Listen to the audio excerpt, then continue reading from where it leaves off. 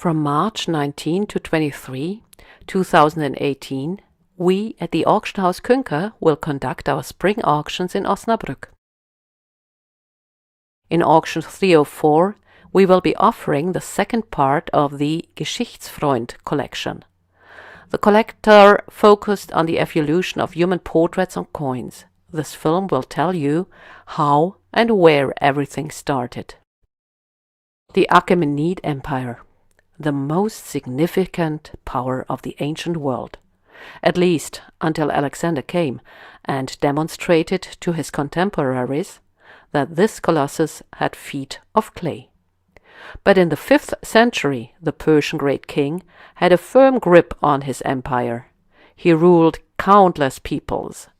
Delegations from all provinces would come to the Persian New Year's festival to present their great king with gifts. They came from India, the Sogdiana, from the land of the Parthians and the Armenians, from faraway Ethiopia and from Syria, from Lydia, and from a very insignificant region on the outskirts of the Persian world, from Ionia, which was populated by Greeks at the time. Nevertheless, Ionia was a rich country with famous craftsmen. That is why the reliefs of Persepolis show that the Ionians are giving the great king fine wool and precious fabrics and artful vessels wrought from gold and silver. At the time, Ionia was not just a blossoming economic region, it was also a center of philosophy. It was here that Thales of Miletus, Anaximander, and Heraclitus of Ephesus had developed their ideas of the individual human, who should be able to influence the course of things independently from his family, his clan, or his city-state. Their ideas were circulating in the same way the Persian coins were circulating. However, the coins did not depict a deity, like they did in Greece or Sicily, but instead they showed a person, the great king of Persia.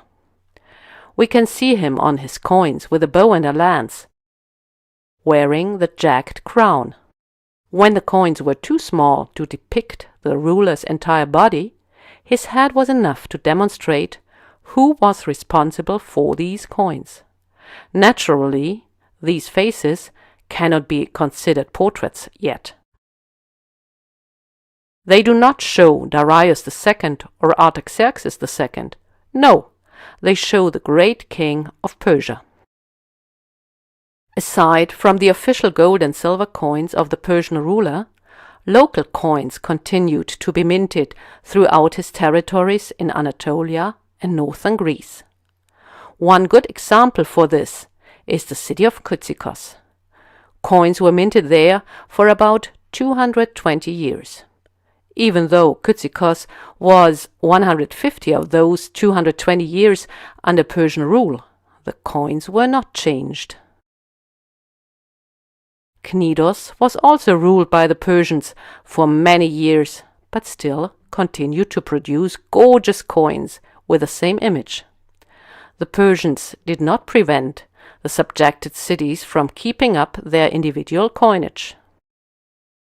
As a result, the intersection of the Persian coinage, the coins of the Greek cities, and the idea of the influential individual led to the first portraits in numismatic history.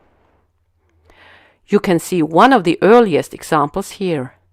It shows an Anatolian deity on the reverse, Artemis as mistress of the animals. The Greek inscription tells us which Artemis it is. Astyre, Astyrene. Astyrene was a tiny city in Mysia with a famous temple of Artemis. The obverse is even more remarkable. It shows one of the earliest portraits. This high forehead, this hook nose, this is not an idealizing image of a deity. This is a person. And we can actually read the letters Tissa for Tissaphernes. We know this Tissaphernes. He was satrap of Ionia under Darius II and played the role of Cyrus' opponent in the Anabasis of Xenophon. He allegedly killed the prince himself and was rewarded for that by being given his position as a satrap of Lydia. The small bronze coins also shows his portrait. It was probably minted in Sardis, the capital of the province of Lydia. Pharnabazos II was one of Tissaphernes' contemporaries. He ruled the province of Hellespontine Phrygia. His capital was Dascylium.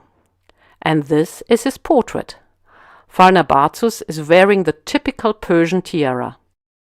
The inscription reads F-A-R-N-A-B-R, short for Pharnabazos.